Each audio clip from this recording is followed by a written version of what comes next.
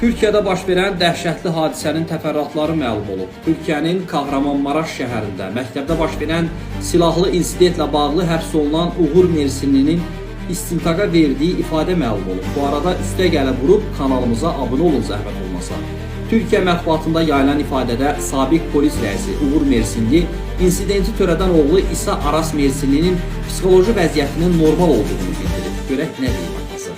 Deyib ki, oğlumun tipik yeniyetməlik və imtahan problemləri, stresləri vardır.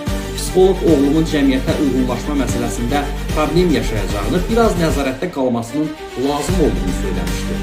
Həkim gələcəkdə psixoloji müalicənin lazım ola biləcəyini bildirmişdir atası. Uğur Mersinli oğlunun silaha marağından xəbərdar olduğunu, buna görə onu özü ilə poligona belə apardığını bildirib. Aprelin 13-də polis poligonuna gedərək özümə məxsus silahla atəş açdım. Oğluma da bir neçə dəfə atəş açmaq imkanı yaratdım deyib atası. O, daşıma icazəli 7 ədəd silahının 2 ədəd ov tüfənginin olduğunu bildirdi.